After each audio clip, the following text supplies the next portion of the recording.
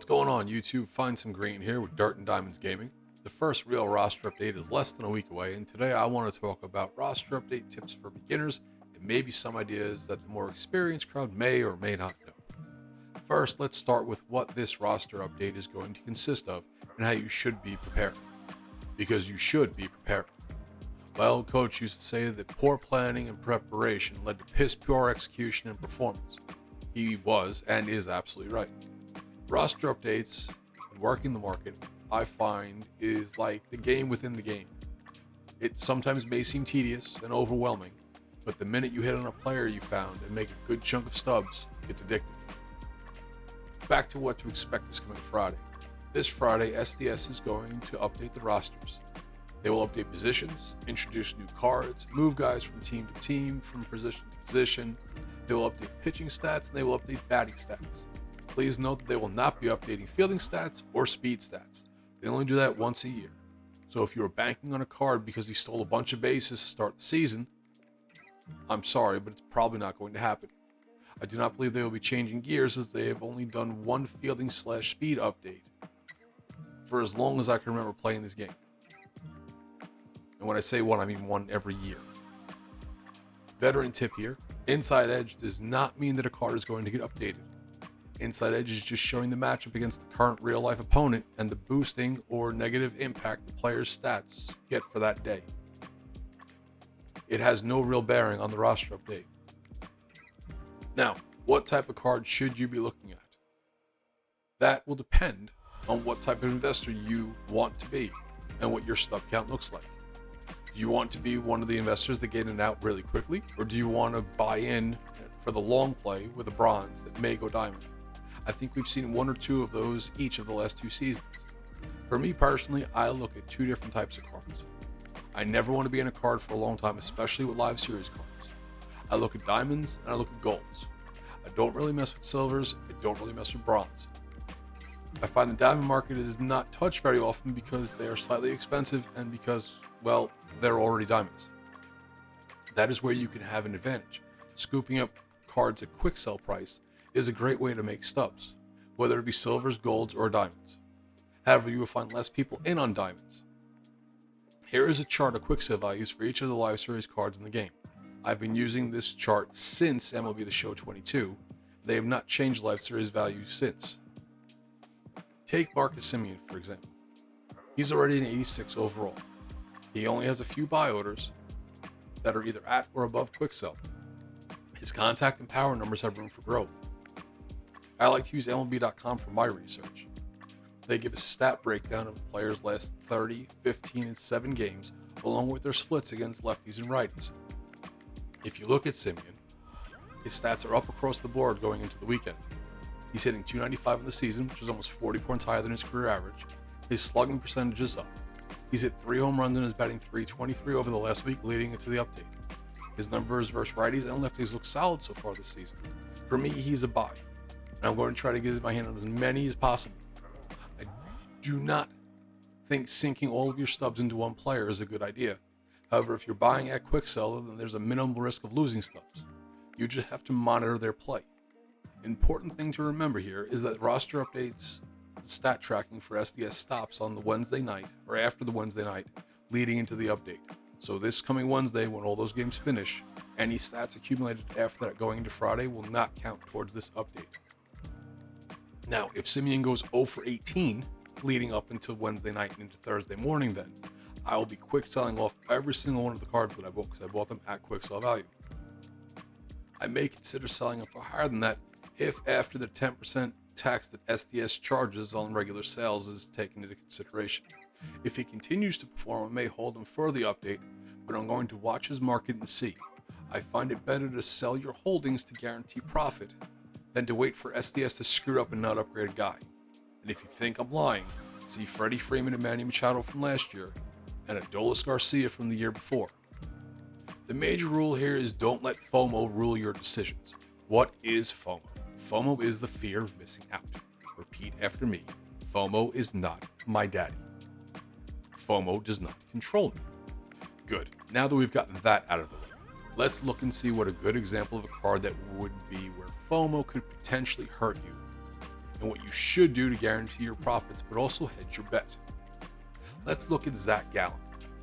This card is a phone, and it screwed a whole bunch of people today. People have been buying Zach Gallen for quick sale, and they've been buying Zach Gallen for $1,900. They've been buying Zach Gallen for over $2,000. Everybody thought Zach Gallen was going to be a great investment. He started off the season pitching his ass off, and he looked great. And then he rolled into San Francisco today, okay? And he pitched against the Giants, and he gave up 5 earned runs through 5 innings, along with 9 hits and 1 walk. You can see if you look today, his market is tanking. The quick sale price of an 84 is 1,500 stubs for a live series card. If it was me, I would have sold him off at 2,400 stubs 2 days ago before his start. Yes, he could have gone to 3,000 stubs, but I could have bought him for under 1,600 on the 12th, and I would have made about 600 stub profit on each card after tax.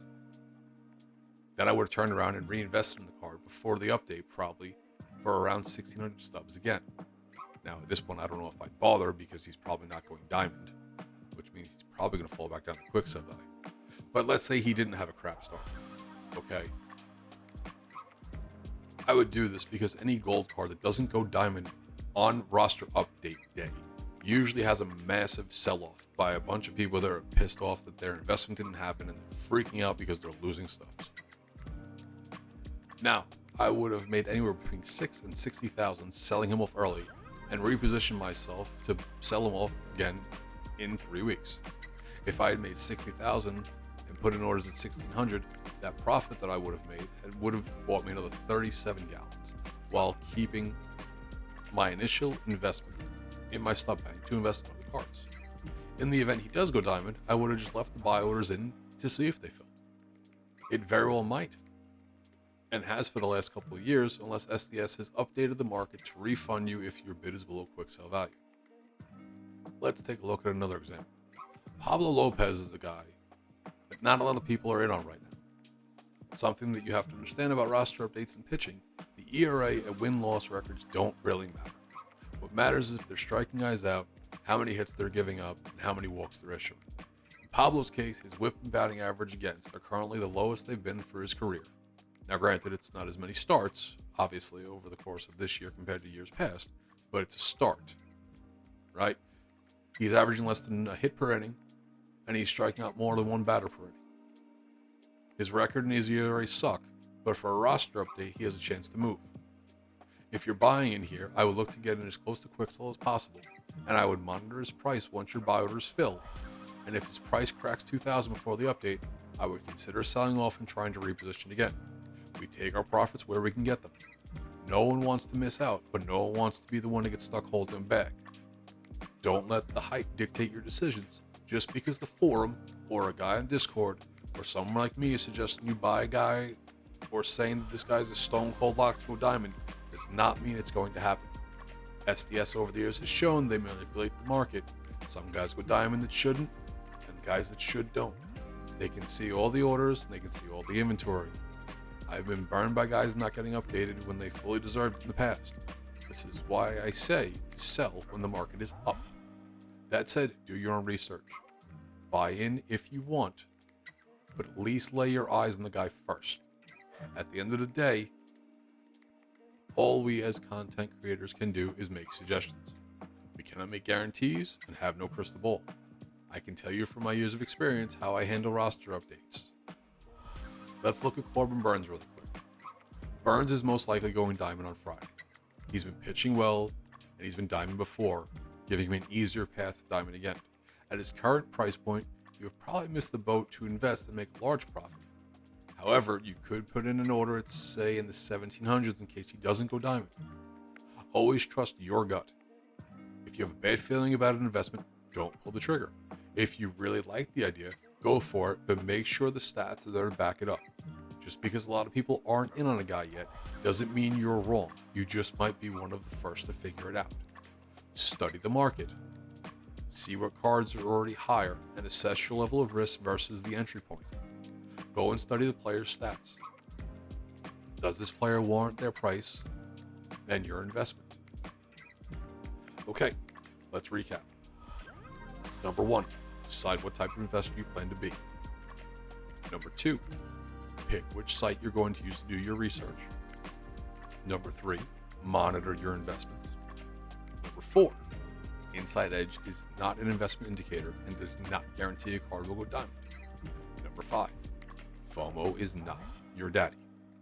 Number 6, make sure you do your research. Number 7, consider selling off your investment before the update when the market is high and reinvesting in case of a sell-off. Number 8, trust your gut.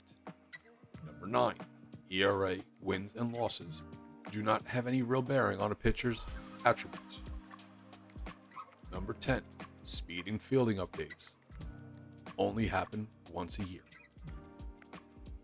If you've made it this far and found any of this helpful, please consider leaving a like, clicking subscribe, and hitting the noti bell. It helps beat that damn algorithm. If any of you have any other tips you'd like to share with the beginners or even the veterans that may not know something and it's possible that I missed something, please by all means consider commenting down below.